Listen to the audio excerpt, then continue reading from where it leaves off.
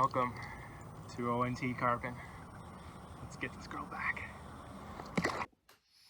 Hello everyone, welcome to another episode of OntCarpn. My name is Galen and I want to talk to you today about whether or not homemade boilies work.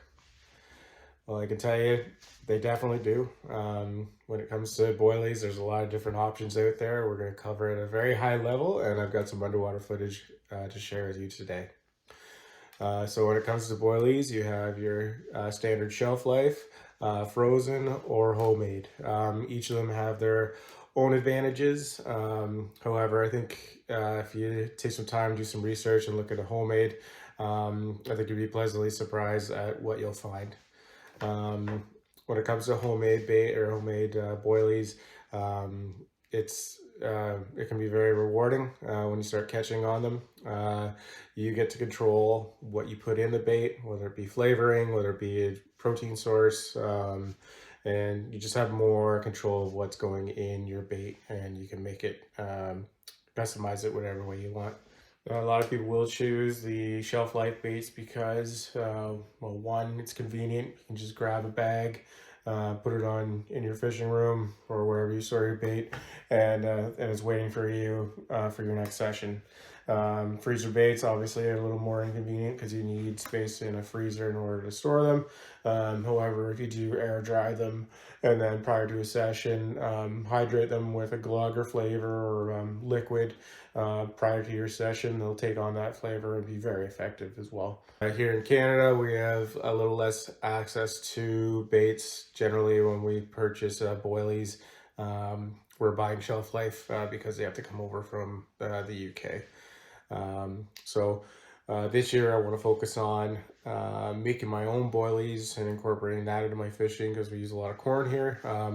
The biggest stipulation that any Ontario carp anglers have to do when they're looking at homemade baits is it has to be plant-based. Whenever we're pre-baiting or just throwing out free offerings of boilies, they need to be plant-based based on our rules and regulations. Another key component to the Ontario carp fishing regulations is we are allowed to use 3 rods now, but your hook baits must be plant-based if you are using 3 rods. If you're just using 1 rod, you are allowed to use non-plant-based hook baits. So once you've navigated the new policies that we have, then it's relatively easy to make baits that are effective. Now myself and a few buddies of mine, we're going to be experimenting with this over the winter, and I'll show you that process as we go.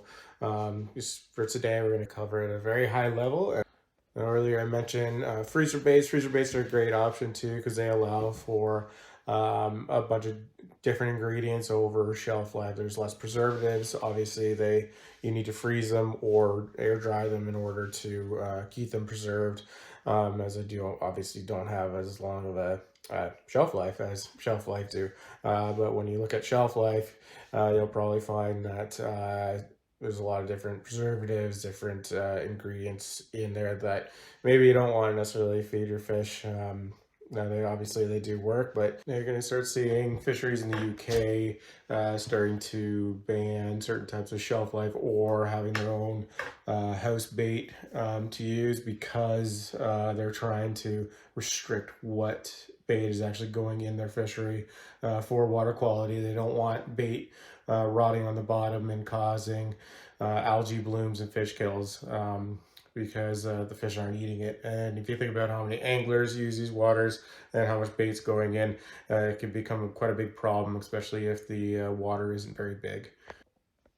For the underwater footage I have for you here today, I just want to give you a bit of context. So I was fishing in the spring, probably I think it was late May, early June, and I had been fishing with some corn and done pretty well earlier, and I had taken out of the freezer my buddy Will Muschett.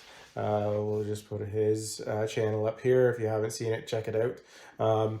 So he gave me some boilies. I bought some rods off of him, so he gave me some boilies to try. Now, I stupidly put them in the freezer, forgot about them for a season, and then last year I decided, okay, well, let's thaw these out and give them a try. Now, the mistake I made with these is I didn't add additional flavor after I thawed them because they'd been in the freezer for so long.